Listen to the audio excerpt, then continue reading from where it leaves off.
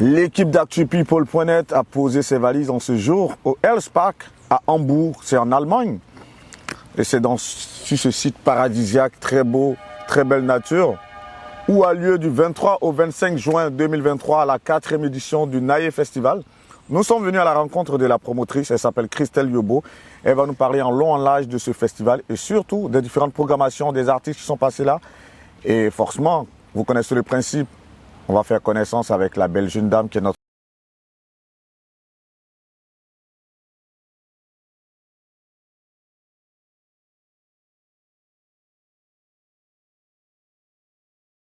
Comment vas-tu, Christelle? Très bien, merci. Super. Hambourg, parle-nous-en. C'est une belle ville, paraît-il. Hambourg est une belle ville portuaire. On a ici plein de belles choses, la nature, l'industrie. En tout cas, une belle ville que je conseille de visiter. Et là, on est au Elspark. Juste à côté, j'ai vu tout à l'heure un bus qui va rentrer sous l'eau. C'est ça, un bus qui passe normalement sur les voies routières, comme toutes les voitures, tous les bus, et après qui passe sous l'eau. En tout cas, pour découvrir tout ça, moi, je vous donne rendez-vous du 23 au 25 juin 2023. Lorsque vous allez venir voir le Naïe Festival avec ses programmations musicales, vous allez faire ce détour avec ce bus. Ce sera une grande première pour vous. C'est le but de notre arrivée ici à Hambourg. Voilà, histoire d'inviter toute la diaspora et tout le monde à venir voir le Naïe Festival. Le Naïe Festival, justement, comment est-ce que l'idée te vient? L'idée me vient après la naissance de ma fille. Je me promenais au parc et il y avait un autre festival Future, un festival culturel innovatif des Allemands. Et je me disais, tiens, il y a tellement d'opportunités ici sur ce parc, à la portée en fait de ma vie, parce que je vis dans la commune de Rothenburgsort. Et comme ça, l'idée me vient de dire, tiens, tu aimes la culture, pourquoi ne pas toi aussi organiser un festival africain qui réunirait tous les Africains confondus de toute la diaspora en tout cas. Et comme ça, je prends note, je commence à mûrir la vision, je fais mes notes et puis après, voilà, je passe à l'action quoi. La première édition a eu lieu en 2019. Et c'était une belle organisation. Pour une première, c'était vraiment très sympa, très convivial. Et puis après, on a commencé à continuer dans cette mouvance-là pour pouvoir établir maintenant à cette 4e édition le Naïe Festival. Super. Avant de parler de toutes ces différentes éditions, du moins qui ont eu lieu jusque-là, comment est-ce que tu viens cet amour pour la culture? Moi-même, depuis mes années d'université, j'étais dans un groupe culturel qu'on appelle PAPMAF, qui était un groupe de l'INSAC aussi. On a fait pas mal de prestations à l'Hôtel Ivoire, dans les grandes salles en tout cas en Côte d'Ivoire, que je faisais parallèlement étant étudiante comme hobby. Je jouais à plusieurs instruments, le dundumba, le tam-tam, le hoché. Je chantais aussi, j'étais la responsable des altos. Et puis, nous sommes venus à l'Expo 2002. Dans le temps ici à Hanovre, en Allemagne. Et moi, je suis retourné en Côte d'Ivoire dans l'espoir de poursuivre mes études. Et puis après, j'avais attaché des connexions ici avec des Allemands. C'est comme ça que je reviens après l'année blanche étudier ici.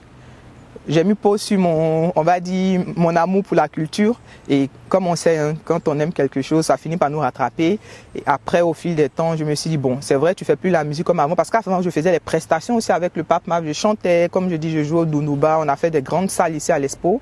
Et après, je me suis dit, bon, maintenant, tu n'es plus actrice sur le podium, tu es promotrice. Donc, mets en avant les talents des autres qui aiment la culture aussi. C'est comme ça que j'ai dit, je vais commencer. Et puis après, on va voir ce que Dieu va diriger. C'est super intéressant tout ça. Justement, Christelle Yobo, c'est qui? Si tu dois parler de toi. Christelle Yobo, ah ouais, c'est la mère de 2 millions d'enfants. De fonction, j'ai fait mes études ici à Hambourg, j'ai une maîtrise en gestion commerciale, spécialité marketing et industrie, voilà. Et je travaille en tant que cadre emploi avec la ville. Je suis engagée dans la politique, je suis la présidente du Parti socialiste de ma commune de Rothenburgsort. Je suis dans la direction du conseil des sages de ma commune, je suis la directrice des seniors, on va dire des personnes âgées ici dans la commune de Rothenburgsort.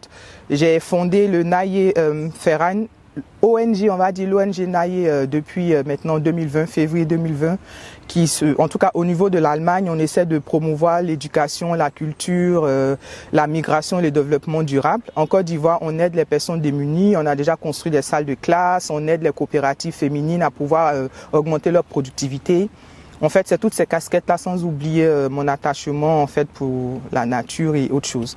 Très bel exemple d'intégration, franchement. Merci. J'en suis tout eu de te voir décliner comme ça toutes ces casquettes, tout ce beau parcours pour avoir cette insertion dans la société allemande, même bien avant d'arriver en Allemagne et avoir un peu ce parcours que tu as. En Côte d'Ivoire, tout de même, tu as eu un parcours.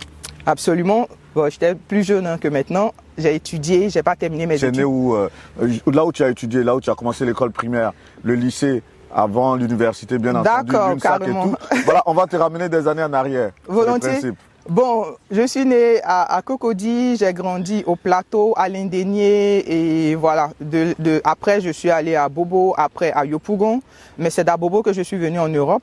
Pardon, oui, c'est ça exactement. Sinon, avant de venir en Europe, mon père, à sa retraite, est allé s'installer au village. Ma mère étant restée, elle était secrétaire à l'ONPT. Donc, elle est restée en tant que secrétaire. Mon père l'a logé dans une petite maison à Bobo. Après, elle a acheté sa maison à Yopougon, Cité Verte. Ben, moi, c'est quand ils étaient encore à Bobo que moi, je suis venue en Europe. Et voilà. Maintenant, quand je vais à Abidjan, c'est à Yopougon que je pose mes valises. J'ai fait mes études primaires au Plateau, à l'Indénié et au Kangalieni. Après, j'ai fait le collège au lycée moderne au lycée moderne du Plateau, je crois que c'est comme ça que ça s'appelle. C'est ça. Lycée moderne du Plateau. Après le lycée moderne du Plateau, je suis allé au lycée municipal de Yopougon. De là, j'ai obtenu mon bac. Après, j'étais à l'université de Cocody en sciences éco. Et de là, ben, je suis venu ici. Waouh. Une belle mixité quand même, tout de même. C'est ça. Déjà, toutes ces communes, ce parcours d'un lycée du Plateau à Yopougon, ensuite l'université. C'est ça. Et lorsque tu arrives en Allemagne, tu décides de continuer les études à nouveau. Exactement. Quand je suis arrivée en Allemagne, pour moi, déjà quand je faisais le PAPMAF en Côte d'Ivoire, j'étais déjà étudiante. Donc c'était vraiment parallèle, quoi. Hobby et tout, on chantait, c'était bien beau. Mais j'ai toujours voulu, en tout cas en tant qu'enfant, j'avais une vision claire. Je veux finir mes études en tant qu'économiste. Donc du coup, quand je suis arrivée, je parlais pas du tout l'allemand parce que moi j'ai fait l'espagnol à l'école, il faut le savoir. Donc j'ai appris vraiment l'allemand depuis le ABC jusqu'après comment tu t'appelles, comment on apprend une langue en tout cas. Et après avoir obtenu mon DSH, c'est le niveau qu'il faut avoir avant de commencer les études ici en Allemagne. Je l'ai obtenu, j'ai commencé mes études donc en sciences éco. J'ai dû tout recommencer parce qu'ils n'ont pas reconnu mes diplômes en Côte d'Ivoire. Ben, j'ai pris ma patience, je me suis concentrée pendant que j'étudiais. Je travaillais naturellement en tant que sales manager. Je travaillais dans pas mal de choses, des petits boulots comme après évoluer. Et puis j'ai obtenu mon diplôme en fait de fin de cycle universitaire. Après, j'ai fait mes enfants et je me suis inséré maintenant dans le monde du travail. Bravo. Le PAPMAF, c'est quoi? Le PAPMAF, c'était un groupe culturel dirigé avant par Annie Bier, qui était professeur à l'INSAC. C'était un groupe de jeunes de Sainte-Marie, de d'autres communes en tout cas, qui s'étaient rassemblés par son initiative pour faire de la culture, chanter, danser. Il y avait des groupes qui dansaient, il y a ceux qui chantaient. Donc moi, c'est lors du groupe, il y avait l'organisation du Varitoscope à Trècheville. Et moi, j'étais chargée de pouvoir coacher la Miss de la commune d'Adjamé ou d'Abobo, je ne sais plus. Et comme ça, il est rentré en contact avec moi. Il m'a dit qu'il me voyait dans son groupe PAPMAF où je pouvais diriger aussi. Vraiment, d'un contact comme ça, il a pris mon contact, il m'a rappelé. Je suis allée voir ce que c'était à Candier, vers Benjerville. C'est ça. Et j'ai beaucoup aimé la chimie, l'organisation, le groove, comment les gens chantaient, ils dansaient sur scène. Parce que moi, il faut le savoir, j'ai fait aux vacances aussi. Donc, depuis mon enfance, j'aimais vraiment la culture. Et comme ça, je suis rentrée dans le PAPMAF. J'ai aimé. Après, j'ai grandi, j'ai été responsable là-bas. Et puis, on est venu en Allemagne. Là, tu as toujours baigné dans la culture. Exactement. Tu as toujours été attirée par ça, au fait. Oui, j'ai fait. Quand tu étais toute jeune, quand tu étais petite, qui étaient tes modèles dans la sphère culturelle en Côte d'Ivoire? Oh, je ne sais pas si j'avais des modèles. Mais en tout cas, c'est quand je suis arrivée à Bobo, je crois, après la retraite de mon père, quand on allait à Bobo, j'ai rencontré les gens comme Bachirou, il y en a qui sont décédés aujourd'hui, qui dirigeaient déjà des groupes d'enfants de Roseau Vacances. C'est comme ça qu'ils m'ont coopté, mon petit frère et moi, paix à son âme aujourd'hui. On a chanté, moi je chantais Antoinette Alani, non Antoinette Conan. Okay. J'ai oublié la chanson Antoinette Conan. Et on était deuxième d'ailleurs, finaliste. C'est comme ça que c'est parti. Donc à chaque fois qu'il y avait les vacances, on faisait les Roseau Vacances. Et puis après, mon petit frère, lui, il a fait Varitoscope et tout ça, quoi. Voilà, c'est comme ça. Lorsqu'on arrive à l'école primaire aussi, on faisait les ballets, faut pas oublier. On attachait les pagnes ici, on dansait à la fin de l'année quand on faisait les kermesses. Donc tout ça aussi, ça fait partie de la culture. Donc on a fait tout ça en fait. Avant de parler de ta vie en Allemagne, je vais m'intéresser à ton passage ou bien à ton expérience avec l'INSAC. Tu peux nous relater ça un peu? Bon, là, moi, j'ai pas du tout de contact avec l'INSAC. C'est comme j'ai dit, c'est à travers Annie Bier qui m'a coopté au niveau de Varatoscope. Quand j'étais en train de coacher la Miss qui s'appelle Angèle Nétin, qui est en France d'ailleurs aujourd'hui. Et c'est comme ça. Moi, j'avais vraiment pas de contact avec l'INSAC. Je savais même pas que ça existait. C'est après lui. Échanger. Après lui, j'ai rencontré ceux qui y étaient parce qu'il y avait les membres de l'INSAC aussi qui faisaient partie du PAPMAF, comme Evans qui chante aujourd'hui Dino Malachi. Il faisait partie du PAPMAF aussi. Super. Il y a Manda Pleu qui est aujourd'hui, qui devrait être ici aussi au festival d'ailleurs, mais pour des raisons de visa, ça n'a pas marché, peut-être l'année prochaine, qui lui aussi faisait partie de l'INSAC. Il y a pas mal aussi qui faisaient partie de l'INSAC aujourd'hui. Voilà, il y en a avec qui j'ai gardé le contact. Les autres, par contre, il y a longtemps qu'on ne s'est pas vu, donc on n'a pas de contact.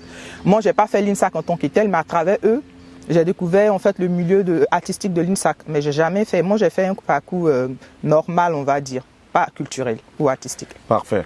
Lorsqu'on vient en Allemagne avec un tel bagage intellectuel, est-ce que tu as un projet en tête par rapport à ton insertion? Tu te dis non, je suis venu, il faut que j'aille à l'école, ou bien non, il faut que je fasse un petit boulot, que je laisse tout ça derrière moi. Quel est le projet que toi tu as en tête?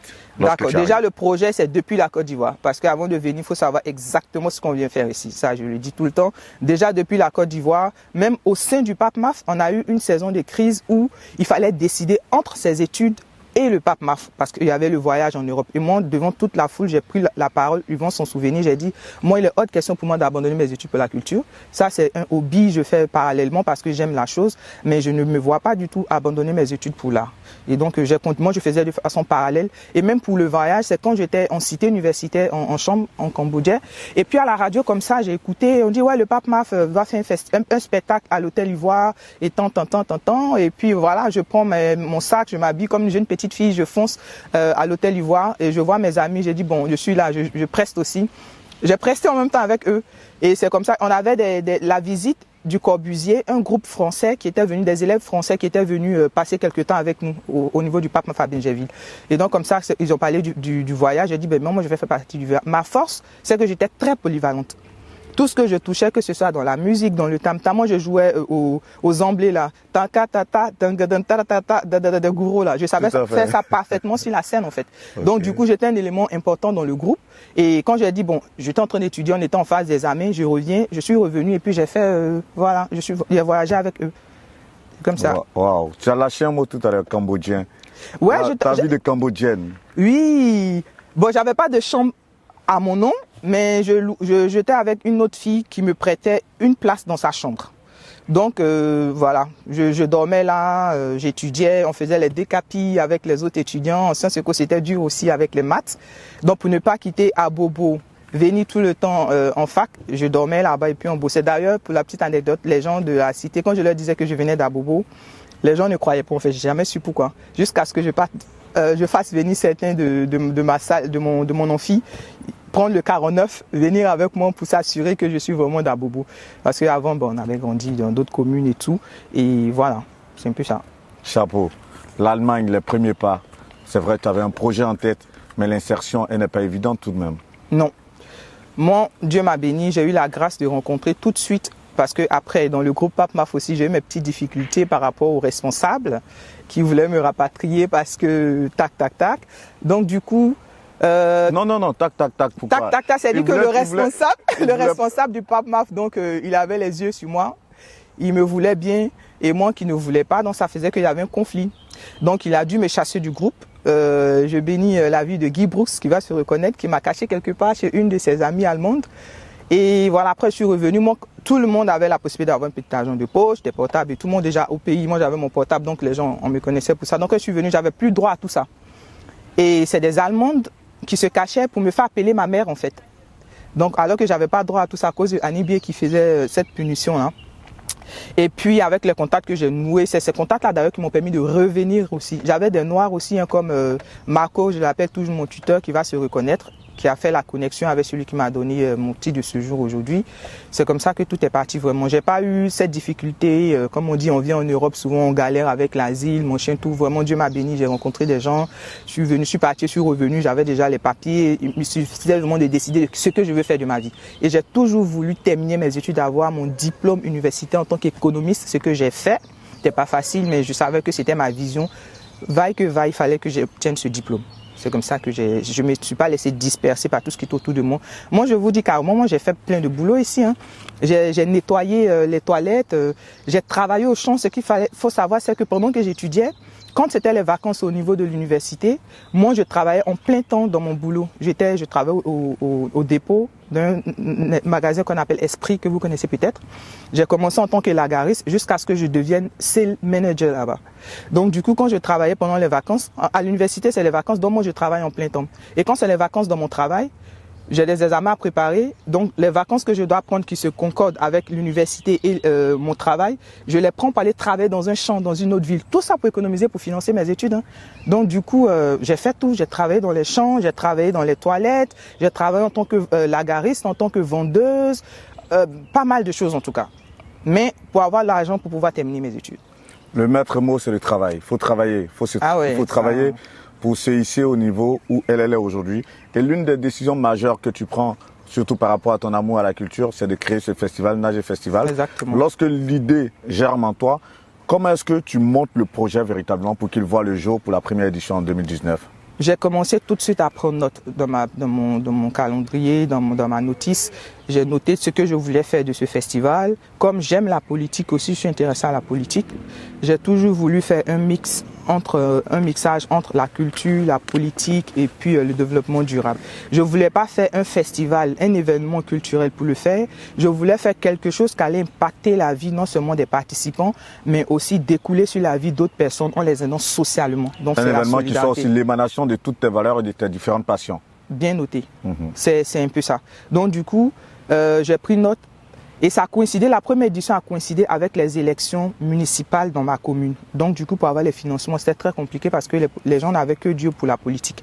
Donc j'ai dû récaler la date parce qu'on devait commencer en juin. On a dû commencer à faire en septembre parce qu'il n'y avait pas de possibilité, il fallait attendre pour pouvoir décaisser les fonds et tout ça. Donc je vous dis clairement, même l'équipe que j'avais cooptée pour pouvoir, parce que moi j'ai mûri tout, j'ai fait les demandes de financement, j'ai fait le projet, tout était cuit.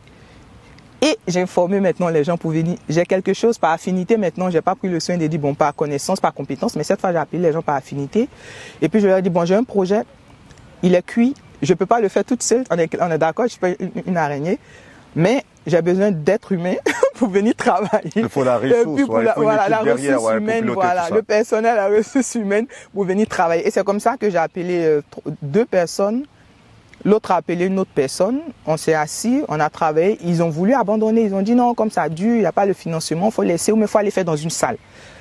Ils m'ont trouvé très dur, femme très caractérielle, je leur ai dit non, ma vision c'est pas ça, c'est pas de faire une fête dans une salle comme on a l'habitude de voir là, non je veux pas de ça, moi je suis pas dans le showbiz moi. Je veux faire quelque chose de culturel qui est différent de ce qu'on voit, c'est un festival que je veux, c'est pas un truc dans une salle comme on va danser les trucs, non. C'est pas un concert. Exactement. Donc ils voulaient abandonner, je leur ai dit non, moi je continuais dans cette vision. Après ils m'ont soutenu et ça a eu lieu. Et c'était une belle réussite. Et depuis j'ai dit je lâchais pas. Après la première édition, il y a eu donc le Covid. On a dû faire 2 années de pause. On a fait une année en ligne. Après on a repris l'année passée de façon présentielle encore. Donc c'est comme un nouveau recommencement on va dire. Et puis voilà, on en est maintenant à la 4e édition. Donc du coup c'est ça. Avant de décliner la 4e édition, forcément qui est l'épicentre de cet entretien, pour la première édition, quelle était la programmation? La programmation s'est basée sur des artistes locaux. Parce que le tout, c'était d'abord de présenter le projet aux gens, de présenter la vision. On a pris les artistes locaux, des personnes avec qui je dansais au Papmaf, avec qui je chantais, qui sont aussi en Allemagne, à Oldenburg et autres. Je les ai cooptés pour venir danser le zaouli, le tam-tam, le gbegbe et tout ça. Et puis on a pris des artistes ici qui jouent à la kora, qui jouent au djembé. Voilà, vraiment j'ai pris des artistes qui sont, on va dire, no-name, mais qui ont une importance dans la commune ou dans la ville de Hambourg. Ils sont très représentatifs culturellement parlant. Exactement, ouais. En tout cas au niveau de la ville de Hambourg.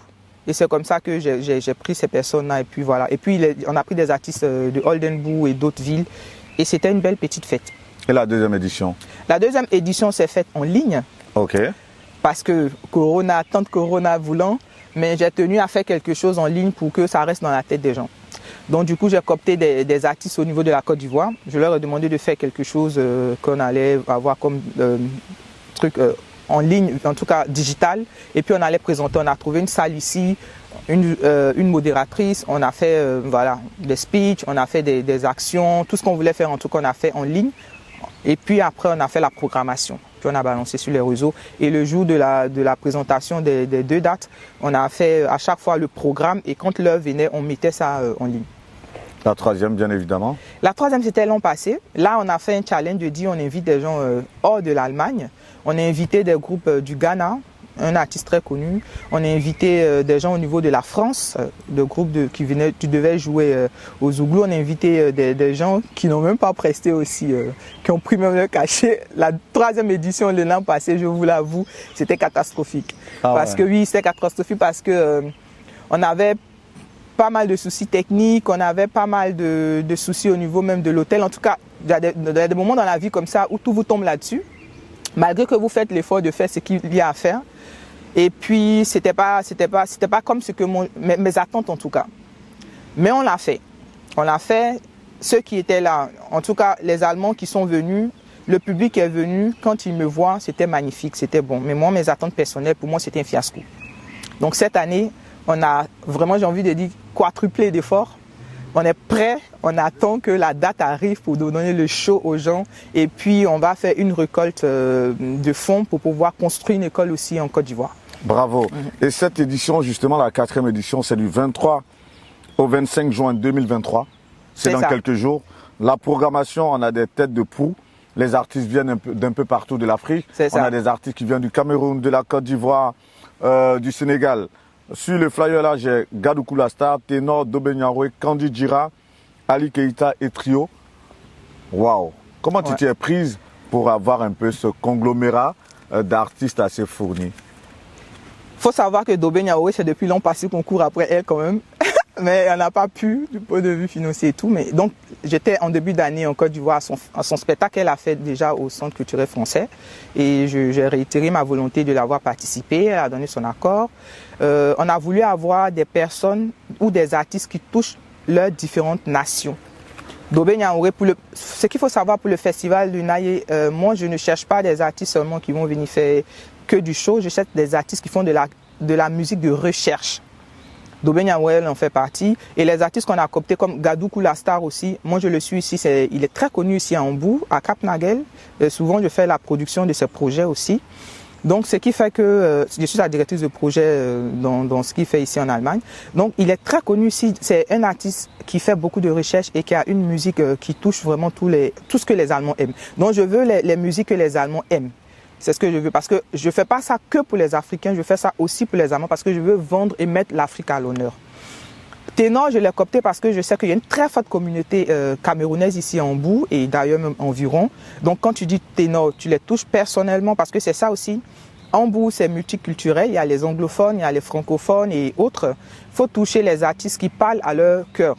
C'est comme ça qu'on a réfléchi ensemble. C'est une équipe. Oui, c'est ça, c'est un travail d'équipe. Hein. Je ne suis pas seul, on parle de moi, mais c'est toute une équipe. On a réfléchi ensemble, on a trouvé les artistes qu'on croyait mieux pour pouvoir toucher les cibles que nous voulons, parce qu'on a une cible quand même. Et voilà, c'est comme ça qu'on a fait le choix des ténors, le choix de Dobé Niaouré. Kandi Djira, une très grande artiste aussi dans la trempe de Dobé Niaouré, qui a été choriste de Oumou Sangaré pendant des années, qui a joué sur des grandes scènes aux États-Unis. Elle est ivoiro-burkinabé. On a touché un groupe reggae qui nous vient aussi de la France, ce sont des Antillais. On a touché un groupe Zouglou pour la communauté ivoirienne qui vont venir faire du show Mapuka, Yusumba et Zouglou. Shaolin, parce que Shaolin, c'est un artiste à voix aussi. On le néglige peut-être, mais Shaolin, il a joué aussi ici en Allemagne à un événement de Battle Dance de rue de Gadoukou la Star. J'ai été surprise. Et moi, c'est un artiste aussi que je suis personnellement qui sait faire du live. Je voudrais des gens qui font du live. Si vous voyez la programmation, c'est que du live. Super. Même Gadoukou, il va faire du... J'ai envie de dire live, mais c'est du semi-live parce que ça sera avec de la batterie et tout ça. C'est pas que pour un DJ, il danse, mon chien, tout. Non, moi, c'est pas ce que je veux. Ça, c'est en salle, on fait ça. Lorsqu'on parle justement de Gadoukou, ça rappelle aussi l'épouse du défunt artiste coupé-décalé, Eskeli. Comment son nom est tellement compliqué. Toi, tu es allemande. Genschrover, je sais pas. Tu la connais pas? Je la connais, je l'ai déjà vue personnellement, mais elle n'est pas mon amie. Mais je l'ai déjà vue, on s'est déjà rencontrés dans des projets ici en Allemagne. Et puis Eskeli, ça n'a jamais été mon amie. Elle non plus, elle n'est pas mon amie, mais je la connais. Mais vu qu'elle est en Allemagne et qu'elle aussi, elle est dans ce domaine culturel, oui. De par le canal de Gadoukou, est-ce que vous avez essayé de faire la connexion? Bon, on se connaît comme ça comme personne, mais elle, déjà, elle n'est pas à Hambourg. Si je me trompe pas, elle est à Berlin. Peut-être que je me trompe. Si je me trompe, veuillez m'excuser.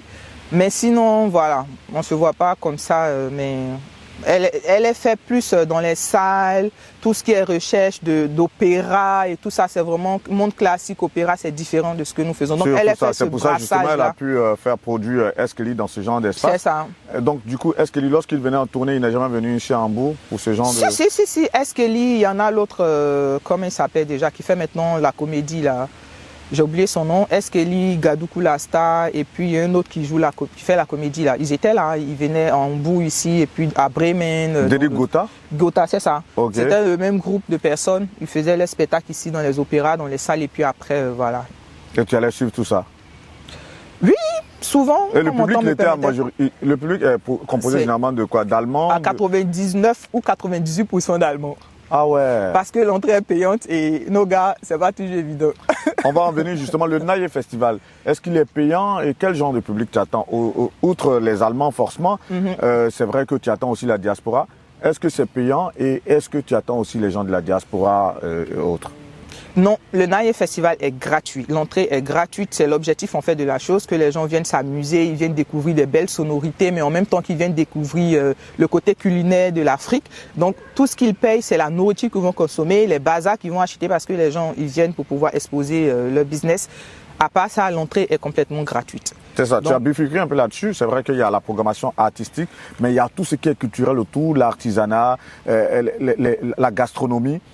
Est-ce que tu peux donner plus de détails à ce niveau? Volontiers. On a la gastronomie de différents pays d'Afrique. On a le Cameroun, il est très... L'Érythrée, merci. On a le Ghana, qui est d'ailleurs notre pays gaz spécial cette année. On a la Côte d'Ivoire, le pays invité. On a la Côte d'Ivoire. On a le Cameroun, voilà, qui va faire la nourriture.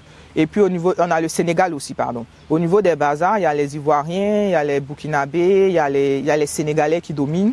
Voilà, en tout cas, c'est l'Afrique dans toute sa diversité. Il y a le Kenya aussi qui est représenté.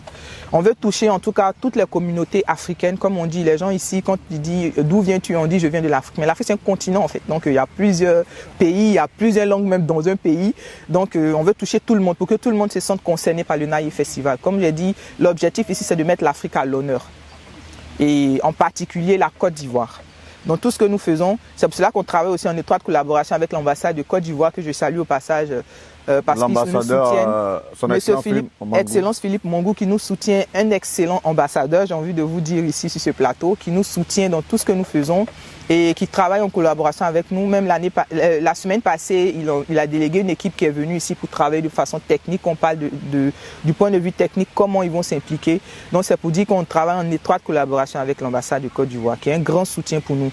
Donc on met l'Afrique et la Côte d'Ivoire en particulier à l'honneur. On a un stand de la Côte d'Ivoire. On donne la possibilité aux différents stands des associations africaines ici de pouvoir venir vendre le travail qu'ils font dans leurs associations respectives. On a un business village. On donne l'opportunité aux startups et à des investisseurs de faire une rencontre pour parler affaires, pour créer des opportunités. On a un Politalk où c'est un débat politique. Les thèmes cette année, on va parler de l'inflation. On sait que tout est devenu cher. On va parler de la culture, de la mobilité, on va parler du climat. Et puis voilà, ce sont les thèmes qu'on va aborder. Et puis du racisme, qui est aussi un fléau très important ici en Allemagne. Donc c'est de tout ça qu'on va parler en fait. Lorsque tu dis ça, ça dit que quoi? Les Allemands sont racistes ou c'est quoi? Ça a nettement évolué, j'ai envie de dire, depuis que George Floyd est décédé. Dans le monde, il y a... George Floyd, voilà, aux États-Unis. Exactement, dans le monde entier, il y a quand même un regain de conscience. Donc les Allemands s'appliquent ici, en tout cas, à pouvoir intégrer les Noirs dans tout ce qu'ils font.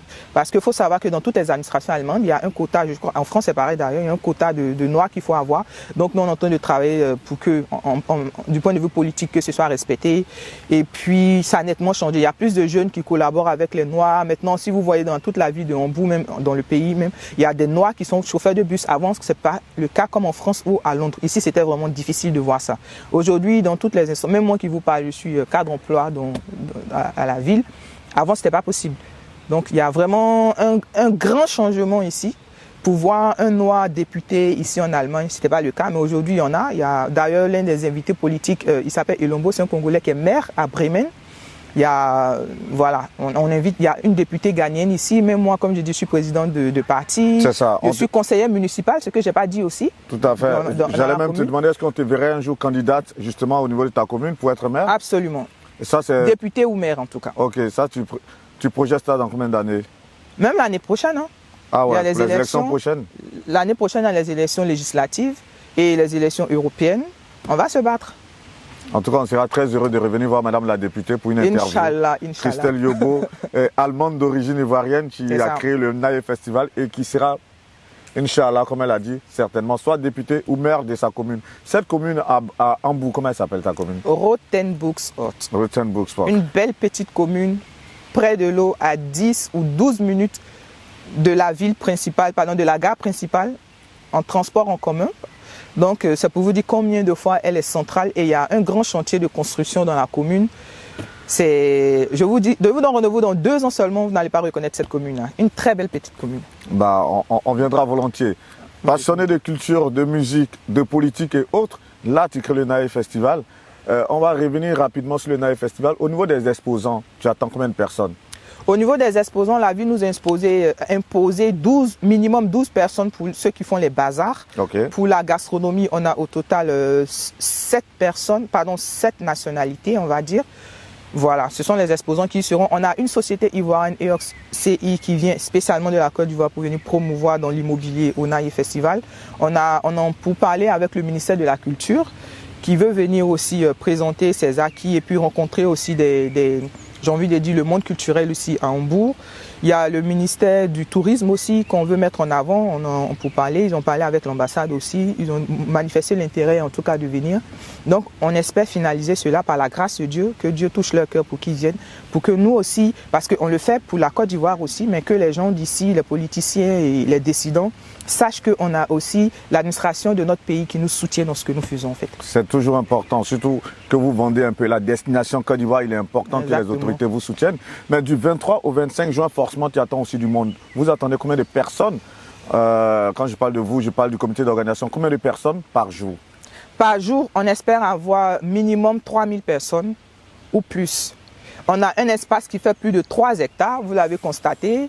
Donc cette année, on va essayer de limiter l'espace pour que ce soit plus condensé au niveau des images. On espère que les gens vont venir, on travaille d'arrache-pied en tout cas pour la communication, d'où notre sollicitation. Et voilà, on met tout dans la main de Dieu pour que les gens ils viennent s'amuser, ils viennent découvrir les opportunités d'affaires, ils viennent découvrir des mets africains, des bazars. Et puis, il y a un espace dédié aux enfants. Il y aura des châteaux gonflables, il y aura une bibliothèque africaine, il y aura des actions de jeux pour les enfants. Franchement, c'est un cocktail d'émotions, voilà, d'actions qu'on aura au Naye Festival. On aura des workshops aussi de balafon, de danse et de djembé.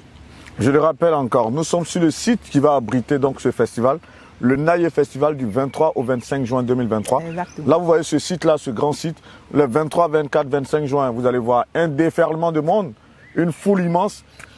Christelle Yobo l'a dit, par jour au moins 3000 personnes. Donc venez, venez. Que vous soyez de Paris, de Nantes, ma ville de cœur, je le dis tous les jours dans toutes les interviews. Parce que moi, je suis venu de Nantes, certainement je viendrai pour le festival. Didi Stone aussi qui est arrivé de Paris, il va avoir un bon contingent qui va venir de Paris, les gens de la Suisse, de la Belgique, en tout cas convergeons vers donc Hambourg 23, 24, 25 juin 2023 pour donner de la force à Christelle Yobo et au Naye Festival. Naye Festival, forcément, on va parler un peu de politique parce que là je sais que on a assez parlé du Naye Festival. La politique, ça te passionne à tel point, mais quand tu jettes un regard sur la situation politique en Côte d'Ivoire, qu'est-ce que tu peux dire? Oh là, honnêtement, j'aime pas parler de la situation politique de la Côte d'Ivoire parce qu'il y a trop de fanatisme et trop de groupes de personnes. On t'aide pas à vraiment cataloguer les gens, à diviser les gens pour la politique. J'espère et je crois qu'il y aura une harmonie entre les décidants, Et voilà, je souhaite que la politique en Côte d'Ivoire se fasse de façon paisible, que les dirigeants prennent les bonnes décisions pour soulager les besoins des populations, parce que moi, c'est ce qui m'intéresse. C'est ça, c'est ce que j'allais te demander justement. Toi, en tant que femme politique, quelle est ta vision de la politique dans son ensemble, qu'elle soit en Afrique, en Europe ou encore même toi dans ta commune? Pour toi, ta vision de la politique, ce serait quoi? C'est vrai que tu avais commencé à décliner, mais si tu dois développer véritablement, qu'est-ce que tu dirais? La politique n'est rien d'autre que se mettre au service des plus faibles et de la population. D'où la création de mon ONG, aider les gens. En politique, on vient pour aider la population. Je vais vous surprendre, les députés ici en Allemagne, ils touchent même pas 400 € par mois. C'est pour dire que c'est du bénévolat que les politiciens allemands font. Donc la politique, c'est du social. C'est pour cela que ce sont des associations. On vient en politique pour aider les gens, pour résoudre les problèmes des gens. Voici moi ce qui m'attire à la politique. Rien d'autre. Parce que vous ne verrez pas un politicien allemand qui vienne pour avoir de l'argent. En Afrique, on voit les gens combattre parce que si un député touche 2 millions d'euros, c'est clair qu'il ne va pas vouloir laisser sa place parce que c'est quand même quelque chose pour soulager sa famille. Mais ici, on ne touche pas ça. C'est que les mecs ont un budget de fonctionnement, donc ils peuvent prendre des gens pour travailler dans leur mairie, ici comme nous autres qui sommes conseillers municipaux, municipales. C'est tout. Sinon, c'est vraiment se mettre au service de la population.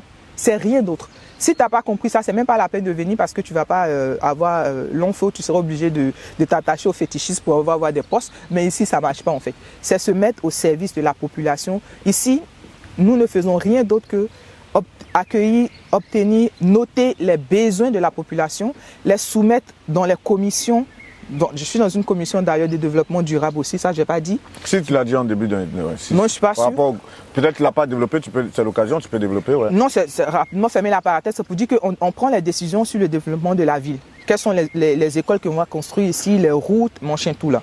Donc là-bas, quand la population nous envoie les besoins, nous on réfléchit là-dessus, puis on dit bon, tel investissement peut se faire ou pas. Donc c'est vraiment le rôle régalien d'un politicien. Soulager les besoins de sa population. Créer des projets qui soulagent ces populations, rien d'autre. Parfait. On est à l'ère du digital, forcément, ça ne va pas manquer. Là, quand on voit la programmation, il y a pas mal d'influenceurs en Côte d'Ivoire, un peu partout en Afrique. Hein. On connaît un peu les influenceurs quand même ivoiriens. Pourquoi n'avoir pas fait appel à 2-3 influenceurs où il y en a qui sont devenus chanteurs, le cas d'Apoutu National par exemple, pour ta programmation de cette année? On y a pensé, je l'avoue. Mais moi, comme c'est pas trop mon domaine, je maîtrise pas, je suis sincère. Mais c'est une très belle idée. En tout cas, en interne, on en a parlé. On n'a pas peut-être joint l'acte à la parole, mais on a encore un peu de temps. Peut-être qu'on va contacter certains. On a d'ailleurs un ex-influenceur qui est dans l'équipe aussi, qui avait fortement soutenu cette thèse-là. On va essayer de travailler là-dessus. En fait, moi, l'objectif même, c'était, comme je vous ai dit, hein, c'est de façon très spontanée qu'on vous a appelé parce qu'on s'est dit, il faudrait qu'on exporte un peu notre communication parce qu'au niveau d'ici, on est un peu limité, parce qu'on n'est pas nombreux ici dans notre équipe. Donc, on veut bien le faire. Donc, si vous en connaissez, qui peuvent nous soutenir, c'est notre objectif, parler-leur de notre festival pour qu'on puisse propager. Ils vont le découvrir à travers Actu People. Justement, pourquoi avoir fait appel spécifiquement à actupeople.net? Parce que étant dans la diaspora, on veut toujours avoir un contact spirituel ou digital au niveau de la Côte d'Ivoire, j'ai envie de dire, de son pays d'origine. Et Actu People nous donne les informations de tout ce qui se passe en Côte d'Ivoire, même en Europe ici. Donc moi je suis certaines, en tout cas quand mon temps me permet, les activités, les émissions que vous faites, moi j'apprécie beaucoup. Et je me suis dit, bon tiens, si je dois faire appel à quelqu'un, un média digital, parce qu'aujourd'hui on est à l'ère du digital, c'est bien à M. Vergès, parce qu'il a une expérience journalistique aussi. J'aime votre manière d'aborder les sujets, de rendre ça un peu fluide et puis accessible à tout le monde. C'est comme ça que je vous ai contacté et je vous ai dit, bon, on va voir si c'est possible que le calendrier permet. On voudrait faire ça parce que l'objectif aussi derrière la vision, autre vision du Naïe Festival, c'est de rendre cet espace-là une plateforme tournante de tous les Ivoiriens de la diaspora européenne. Un rendez-vous annuel où tous les Ivoiriens ou les Africains se disent, il y a un grand espace pour nous en Allemagne, à Hambourg, à Rotenburgsort. On vient, on cale notre rendez-vous, notre programme dans notre travail pour les vacances. On vient au Naïe Festival en juin et on fête ensemble. Voici l'objectif pour lequel je vous ai fait appel en fait. En tout cas, nous, on sera très heureux de vous voir ici parce qu'il y a un très grand port ici. Il y a ce bateau-bus là qui, voilà, c'est un bus, mais qui se transforme en bateau aussi, qui passe sous l'eau. Il faut venir découvrir. On a vu qu'il y a un très bel espace aussi africain où on allait manger notre fameux attiéké poisson. Et je vous dis, le Naïe Festival, elle a parlé de la programmation. Il y a la gastronomie. Il y a la culture et tout ça aussi d'un bel élan social de sorte à ce qu'on puisse construire aussi des écoles en Côte d'Ivoire. En tout cas, bravo, bravo. Merci. déjà, chapeau pour ton parcours. Merci. Chapeau pour cette belle initiative que le Naye Festival. S'il y a un message fort que tu aimerais faire passer pour mettre fin à cette interview, qu'est-ce que tu dirais? Ben, j'aimerais d'abord vous remercier vraiment pour votre simplicité et puis spontanéité. Vraiment, j'apprécie beaucoup. Que le Seigneur vous bénisse abondamment pour ça. Amen. Et puis, j'aimerais lancer un appel à tous les Ivoiriens de la diaspora, tous les Africains de la diaspora, de venir au Naye Festival du 23 au 25 juin à Rotenburgsort et à Hambourg. On aura une belle fête. On a des artistes qui sont vraiment internationaux. On a Dobé Niaouré qui a déjà ce award là en 2010. On a la présence du maire de Hambourg qui va venir faire le discours d'ouverture. Ça, c'est une grâce pour les Africains de la diaspora. On a l'ambassadeur qui sera là. On veut vraiment que ce soit une fête nationale, internationale, pour que tous soient en tout cas en joie. Venez, ça sera une très belle fête. On aura beaucoup d'activités. C'est une fête familiale, une fête conviviale, une fête fraternelle. Et puis cette année, notre leitmotiv, c'est de pouvoir récolter des fonds pour construire une école de 3 classes, un espace de jeu, une cantine et des toilettes en Côte d'Ivoire. Il faut savoir que l'ONG Naye, qui donc organise le Naye Festival, a déjà construit 4 écoles en Côte d'Ivoire, une autre au Niger. Donc, on n'attend pas le festival pour le faire, mais on s'est dit, on va faire de ce festival aussi un festival de bénéfices concept pour pouvoir, pourquoi pas, continuer déjà l'élan de solidarité dans lequel nous sommes au Naye. Merci. Ces différentes écoles sont situées où? On a une école à Gagnoa, on a une école à Boisflé, pardon, une école à Gagnoa, une école à Yamsokro, une école à Boaké.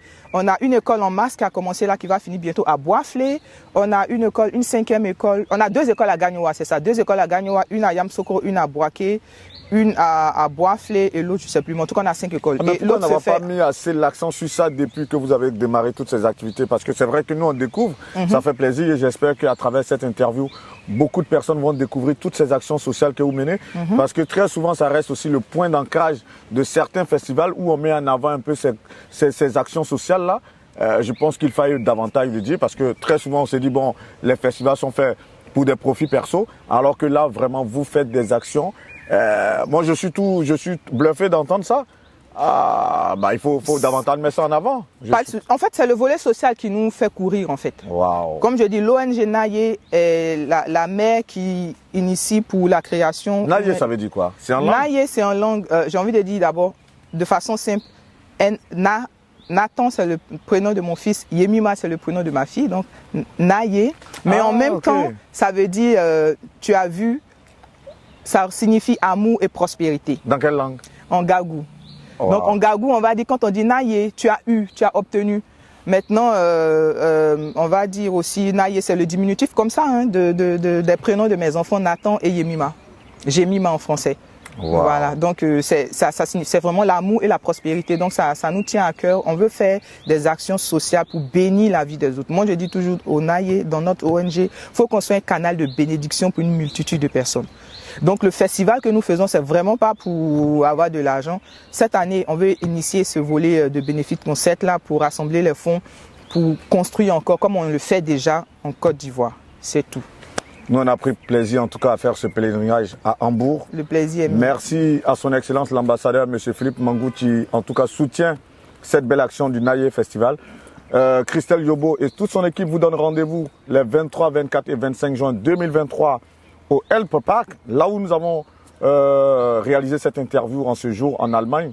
Didi Stone était à la caméra, avec au soutien aussi Azo qui depuis hier avec nous. C'est vrai que hier on a fait quoi, 10 heures de train depuis Paris quand même. Il y a eu un gros retard, mais il fallait être là. Et tout à l'heure on va prendre, ce sera 2 heures d'avion pour retourner à Paris.